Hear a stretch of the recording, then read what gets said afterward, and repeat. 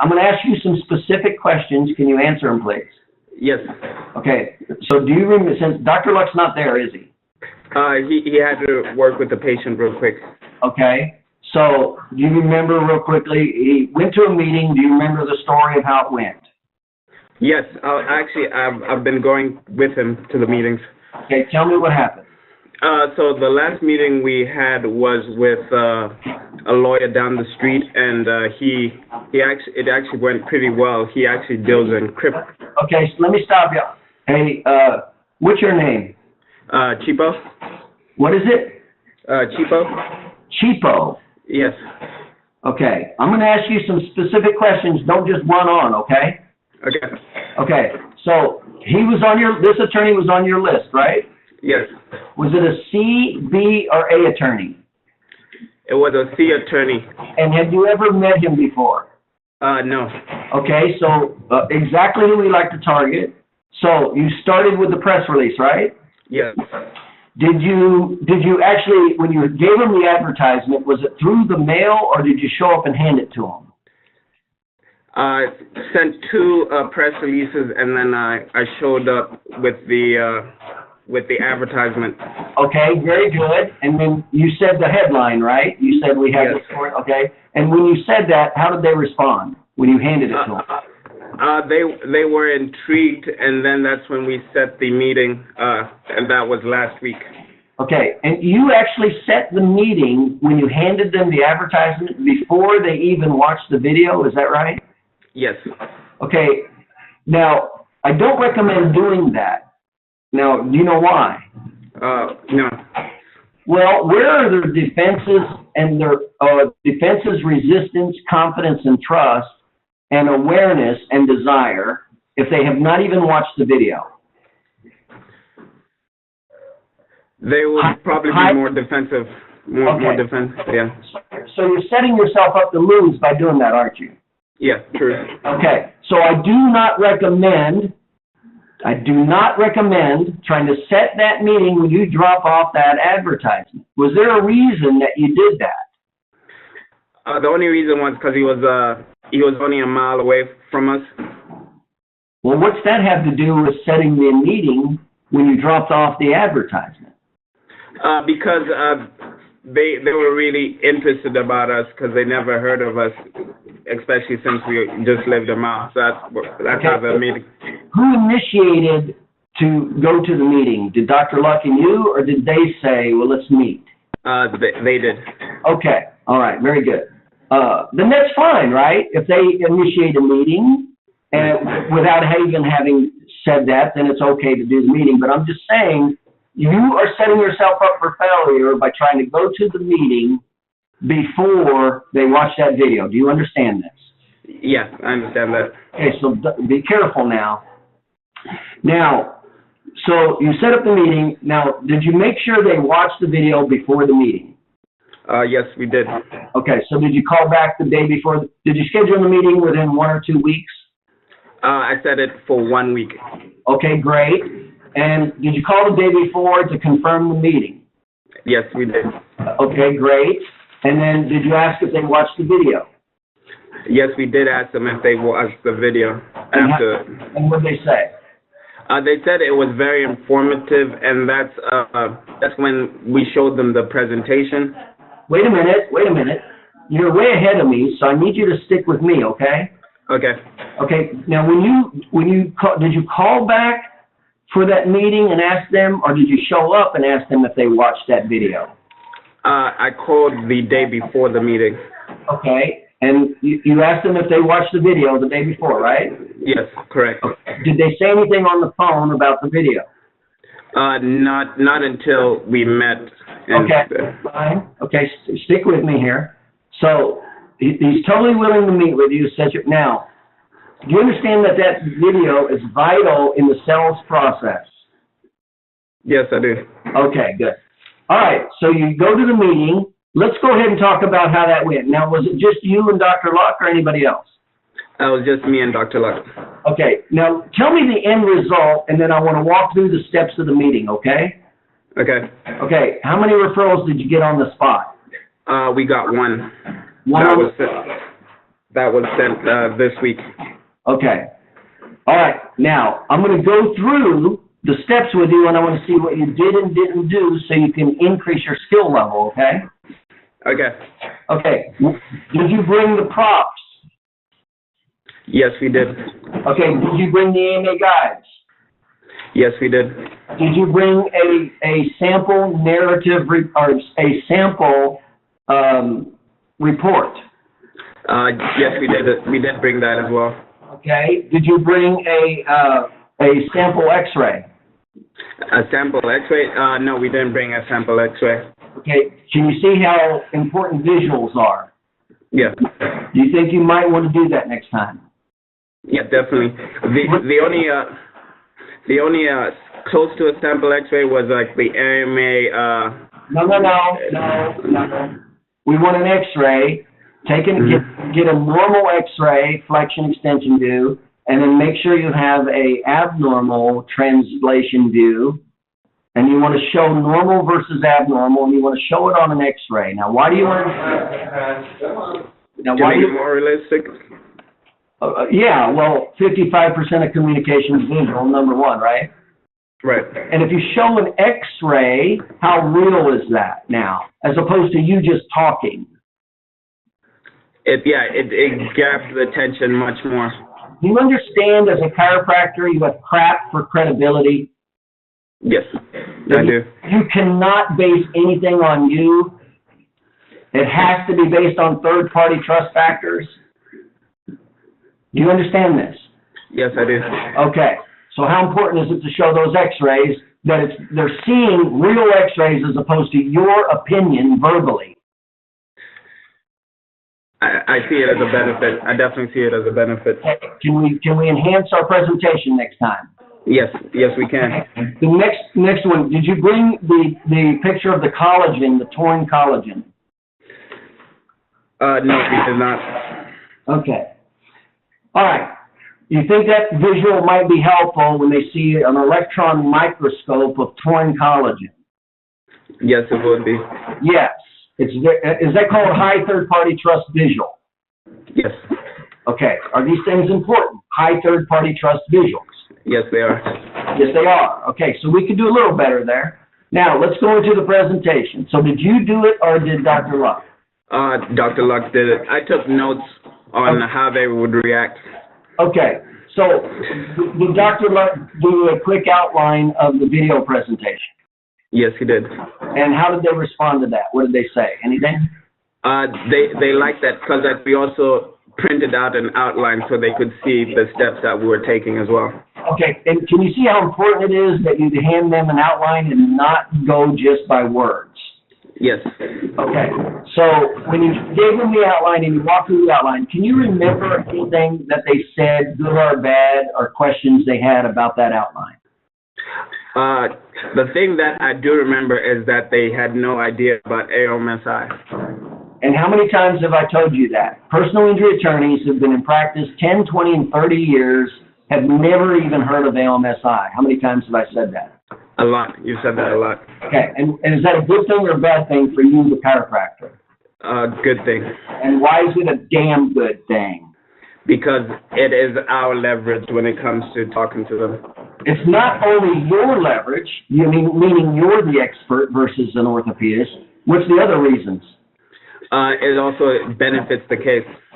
Well, that's not it. That's true, but that's not it. So number one is you're the leverage. You're the high authority in that category, not the neurologist. Not number one. Number two, that's the majority of the cases they have. Right. Okay. Okay. Remember, how many cases have a disc injury? Very rare. Only a third. So 2/3 of their cases are soft tissue. They got stacks of these cases sitting on their desk. Okay, did he say anything else? The only thing that he said is he's mostly focused in criminal defenses, and that's when he just sent us the referral. Okay, now I like that. Now you just said I said I like that you said that his focus is criminal defense. Why do I say I really like that? I just referenced it earlier. Because we can help him in getting into more personal injury because he's a CA attorney. That's true, but that's not the answer. So why do I like it that he said that he focuses on criminal work? How much of an expert and knowledge is he going to have if he focuses on other things besides personal injury, such as criminal work, bankruptcy, or divorce? Not as much because he's focused on criminal versus personal injury. Do you understand how you cannot be an expert in every field and know all fields at high levels? Do you understand this? Yes. So can you understand how that's a good thing for you, not a bad thing? Yes, I do understand that. Why is it a good thing for you, the chiropractor? Because we can teach him more and then basically build a relationship. You can be the authority.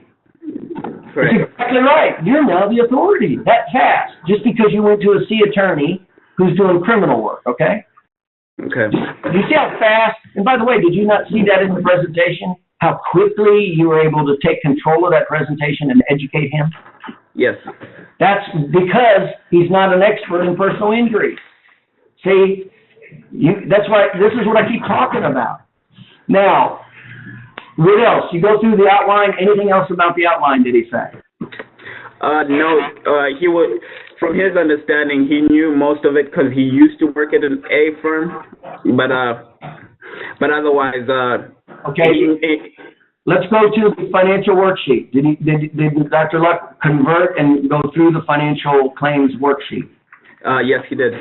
Did that attorney understand how those cases can be awarded in 4 different arenas? Yes, he did.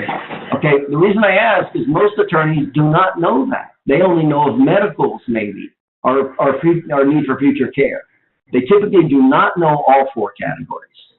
Okay, so when you explained how, and you transferred the documentation and converted it in the financial worksheet, and you went through the medicals, and you based the care on the 3 phases of healing and the cost for each care, did that make sense to him? It did make sense with him. Did he say anything that you can remember when you went through that particular category? The thing that, because I wrote it down, the thing that he did say is how did we come about this, and that's when we said that's when Dr. Luck said that he's been studying this for the last 4 years under your guidance. Okay, hold that thought for just a second and go back to my question. Can you answer my question? Okay. The question was, when you went through the medicals, do you remember if he said anything in particular when you went through the medicals? Besides what I said earlier, not really. Okay, but it made sense to him that the case was based on the 3 phases of healing, right? Yes, it did make sense to him. Okay, had he even heard of that before? That's what the case would be based on? No, he knew the flow. He didn't know that's how it was based on. And I asked that question on purpose because chiropractors don't. I mean, I don't even have chiropractors coming to me that base their care on the 3 phases of healing. I mean, they're like excited when they hear that the case is based on science of the 3 phases of healing and how to do it. And they're chiropractors. So what's the chance that an attorney understands that the patient's care is based on the science of the 3 phases of healing? 0, pretty much 0. And do you understand how that's called high third-party authority? Yes, I do understand that. Okay, let's go to the next category. You went through the impairment rating. Did that make sense to him? Yes, the impairment did make sense to him. Did he have any questions or did he make any statements relative to the impairment category?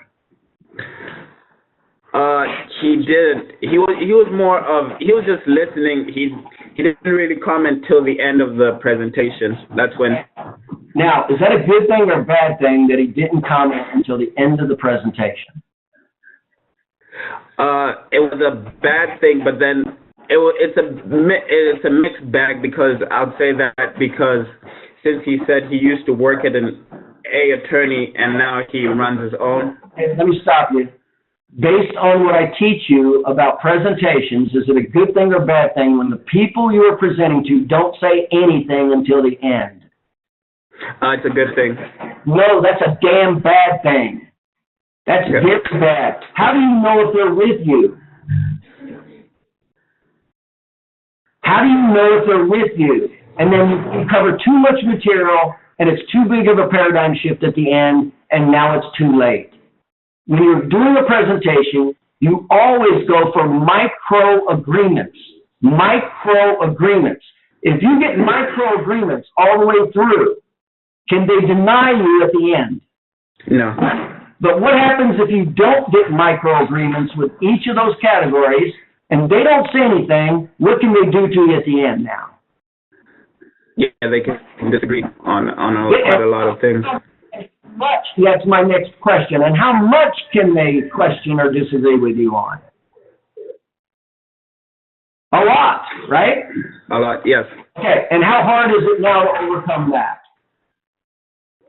It is a lot because you've covered a lot, so it's basically digging your grave.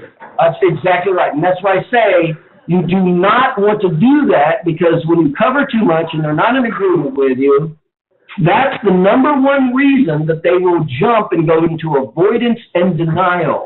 Avoidance and denial and get defensive is when you don't take them through and get agreements on every little category and just check them off. And it's as simple as this.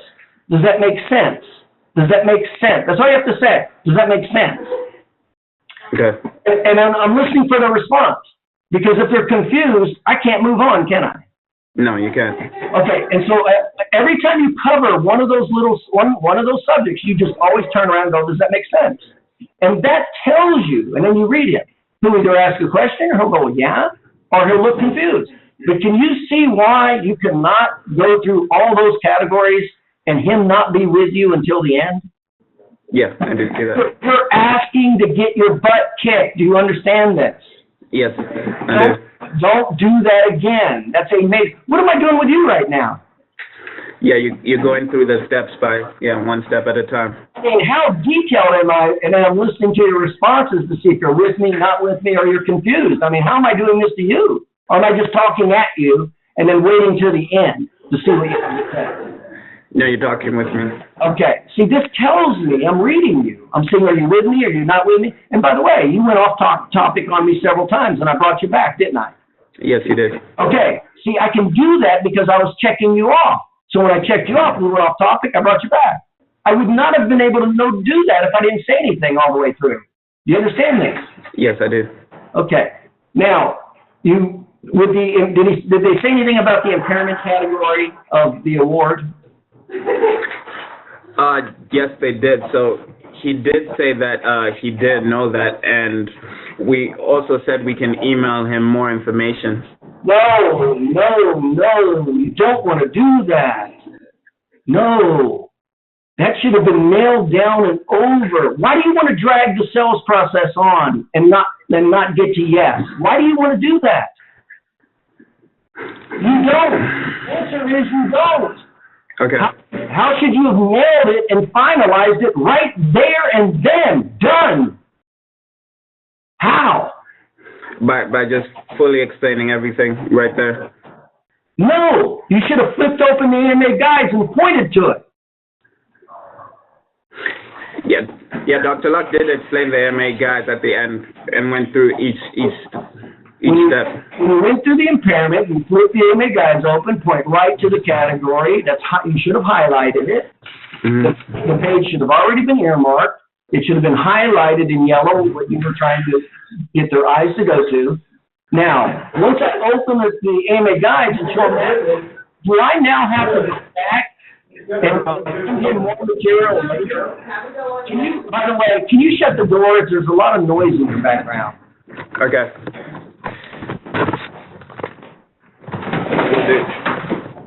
Okay. All right. Are you with me? Yes, I'm with you. Okay. You understand how you do not want to drag this on. Do you understand this? Yes, I do. Because why? Why do you not want to say, oh, we'll give you more information? Because you want to make sure that at least you've already closed the case with the with the lawyer. Well, that's true, but that's not the reason why. Why do you not want to say, oh, yeah, we'll send you some more information on this? Because we want to show that we're confident in the material that we have. Well, that's true, but that's not why. What does time do to deals? What does time do to motivation? It kills it. Why do you want to add time to closing the deal? You don't. Understand this? Yes, it is. You don't. That's why you should have just flipped open the MA guides, pointed it out, high third-party trust visual, and it's over. We're not sending him any more material. You understand this? Yes, I understand. Okay. We do not want time to kill deals. Now, after the impairment, by the way, it's still pretty loud in your background. Is there anything you can do about it? Nothing right now. Everything is quiet. This is the quietest place I can find. Okay. Let's go to the next category, pain and suffering. And then you showed him how the pain and suffering was awarded? Yes, we did. Do you remember if he said anything about that? Yes, he was surprised about the percentage, but he was surprised in terms of when we could show how time was missed could actually benefit. So that's one thing that he did get surprised about. Now, did he, I'm going to go back with you one subject here. Did he agree with you when you explained how the impairment rating was awarded? Did he agree with you how the medical legal portion was awarded for the impairment category? Yes, he did agree with that. Okay. Did he agree with you that was the pain and suffering category? That was the medical legal perspective of how pain and suffering was awarded. Did he agree with you on that? Yes, he did. So all of this is making sense to him, isn't it? Yes, it is. Okay, let's go to the last category, which was the need for future care. Were you able to show him that was a very large potential injury award? Yes, we were. Did it make sense to him? Yes, it did. Okay, and how the injury was awarded, that was based on standard medical legal reimbursement. Did he agree with you on that? Yes, he did. Okay, so right now, he's in line, isn't he? Yes, he is. So did you total up the dollar amounts? Yes, we did. And what did he say when you showed him and totaled the dollar amounts? He was blown away by that. We actually brought a calculator as an example. And so it was over $100,000, right? Yes, correct. And so do you see how you got him to agree on each of those subjects and it made total sense to him? So when you added it up, do you see how it was very difficult for him to deny it now? Yes. Okay. Now, when you showed that, did you get him to acknowledge how many cases a month he processes? How many soft tissue injury cases a month? Yes, we did. Did you take the amount of money that they're averaging and subtracting it from the average that we just put together on the financial claims worksheet to show how much potential money he was losing per case? Yes, we did show him that. And then did you multiply that times the amount of cases he gets a month? Yes, we did. Do you remember what that amount was? It was, no, I can't remember the exact amount. Roughly? It was like close to like 400,000, somewhere there. Yeah, the average attorney loses a little over $200,000 a year just from not doing this, with only 2 PI cases a month, only 2. So now, what is so important that you just did is you were able to establish a pain-based need. Do you understand how important that was? Yes, we do. That's 80% of the motivation, and that's the strongest. And you personalized it. In other words, you did 3 things. To establish need, you did 3 things. And by the way, that's what that presentation does, if you just follow it. Number 1, it gets them to admit. You got him into the admit phase, didn't you? Yes, we did. And then, because of how he sequenced it and put it together, he was easily able to see why, wasn't he? Yes, he was. And so you got him through the second phase of consequences, pain-based consequences, in other words, the amount, and then that was the money lost. And it wasn't just a little money, you added it up over a year, didn't you? Yes, we did. How much was it over a year, roughly? Over a year was close to $2 million. And could he understand that? Yes, he did. Can you see how, if you would not have put those steps together, that he would have just not even believed you? Yes. Can you see how, if it was just you saying it, and you not having the third-party, high-authority documentation, that he would also not believe you? Yes, definitely. Could see that. Those are two big paradigm shifts. These are very important parts in a sales presentation. So it sounds like, and then the last part is, you personalized it to him. Remember, to establish need, you have to take the person to admit consequences of personalization. And that's exactly what you did, didn't you? Yes, that's right. And then you finished, he saw how much money he's losing by not having your services, and what's he say? That's when he sent us the referral that he's going to send us back. You remember what he said? You finished, you got him to acknowledge how much money he's losing. Do you remember what he said? Yes, the exact word was damn. You think that's a good thing or a bad thing when you finish the presentation and they say, damn? That's a good thing. That's a hint. That's a big hint that you did a great job. Okay, now, I want to ask you one more question, okay? Okay. So, you've established a need. Did Dr. Luck go through my sequence of how to ask for a referral? Yes, he did. And was it not that sequence that got the referral? It was combined with the presentation. It was establishing the need first, because if you didn't establish need, you're not going to get the referral anyway, right? Yes, that's correct. Establish the need, and then we use that formula. In other words, you told them specifically, you send us 2 patients, here's what we can do. In short, in other words, it's on the PowerPoint. All Dr. Luck did was read the PowerPoint, right? Yes, that's right. That's all, and that's what I'm trying to get everybody to do. I mean, I did that whole PowerPoint because so many doctors were missing so much, and now I handed out the PowerPoint, and now I'm having doctors who don't even read the damn PowerPoint. Just follow the PowerPoint. That's all you got to do. And the business falls in your lap. Is that not exactly what happened? You follow the PowerPoint, and the personal injury referral just fell in your lap. That's correct. Could it have gotten any easier? No. Is this kick butt or what? It definitely is. It definitely is. Any other comments you'd like to make about that? Off the one we had the week before, he liked Dr. Luck's process that he sent us another one. Okay, so you did a previous presentation, that's what you're saying, right? Yes, that's correct. A different attorney, and you said he liked the process so much that he referred you. How many cases? Only one so far? He sent us one, now he sent us another one because he liked the first one. Okay, so you do the presentation. Now we're talking about a total different attorney, right? Yes, correct. So same thing, it works, doesn't it? Yes, it does work. He gets a referral. Dr. Mark documents it like we said, right? Yes, that's correct. And he gets the initial notes, and the guy immediately sends another referral. Is that what happens? Yes. How many? What's your average case?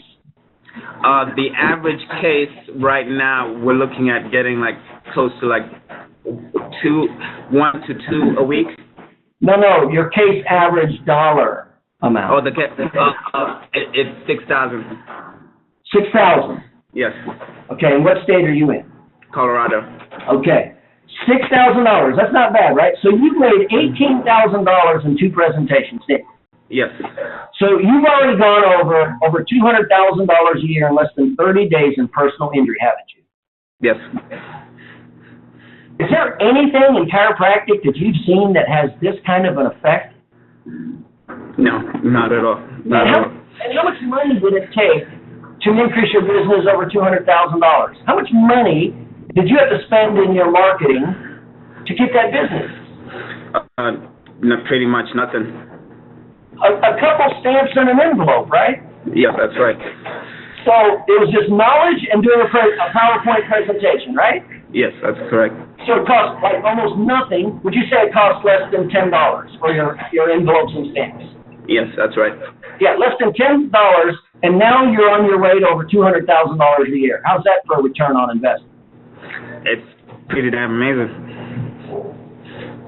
Thank you, Dr. Paul. Yes, thank you very much, Dr. Paul. And can you see how unlimited this is? Yes, I do. This is amazing. Now, last thing here, let me just comment on the follow-up. Now, here's what needs to happen on the follow-up, just to remind you, okay? Okay. Now, you get the referral, and here's what you need to do is let him know that after the first re-exam, you want to meet with him. Do not do it over the phone. Go to his office. And he's going to want to meet. And the reason for the meeting is to review the financial drivers of this case. That's the purpose of the meeting. Now, it's a window. It's not, do not wait to the end of that case. Do not. At the first re-exam, that's within 30 days of you getting that referral. You set up the meeting and you go over the financial drivers as they relate to that case. And what is important is not the financial drivers of that case. That is not what's important. You go through the checklist and you go through each one and then you relate it to that case and does he have it or not have it at this point in time. That's how. Now, do you understand what I said? Yes, I do. Now, when you do that, you're showing him that you know all the categories of the financial drivers, you know how to look at them, and you know how to document them. That is what is so important. Not that particular case has a huge financial driver. That is not what is important. Do you understand this? Yes, I do.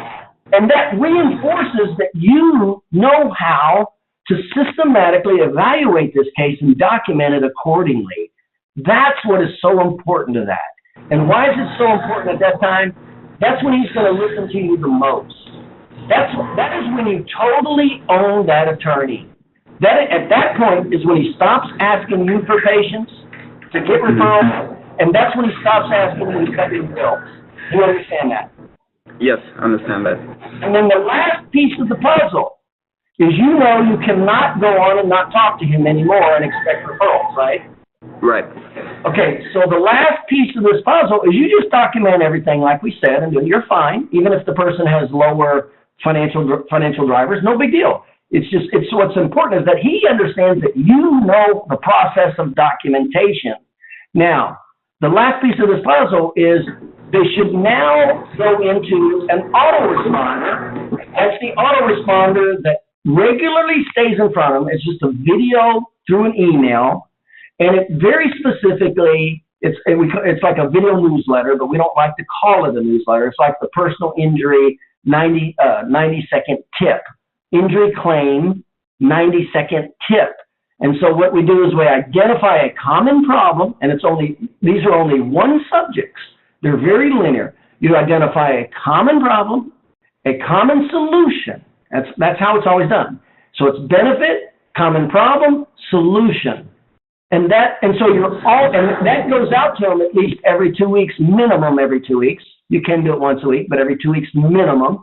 Can you see how if he gets a video email from you with you regularly explaining a problem that they have with claim and how you're solving that problem, that increases their awareness and need for you? Yes, I do see that. Okay. So that's the next step that should happen. And then the next is once a month, he should get a call. All your attorneys should get a call the first of the month, say, hey, this is Dr. So-and-so. Is there anybody I can help you with? Remember, they're busy. They got busy lives. You're going to be surprised how many times you're going to call and say, oh, yeah, I've been meaning to refer this guy over to you. You are going to be surprised. I'm telling you. And that is another way to stay up on top of it. Remember, we're not talking about 50 attorneys here. These are small numbers, and these are unbelievably valuable referral sources.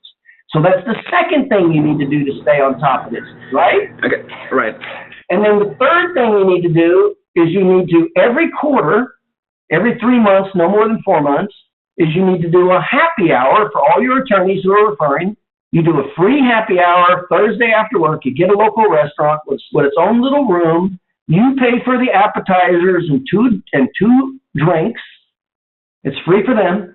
And you do a little mini, again, it's a meet and greet, but you do a little, it's an expanded version of a presentation again. And this is also not only for your existing attorneys to maintain and solidify those relationships, but the attorneys who you've been trying to get meetings with that you haven't been able to, they're also invited to this meeting. And then in that meeting, what happens? It's the same thing. It's a mini sales presentation. You take the particular topic, any one of those categories. In this particular situation, I'd take like one particular category as opposed to one subject. And then I would identify that category, give the problem, give the solution, and that, once again, establishes need and awareness. Does that make sense? Yeah, that makes sense.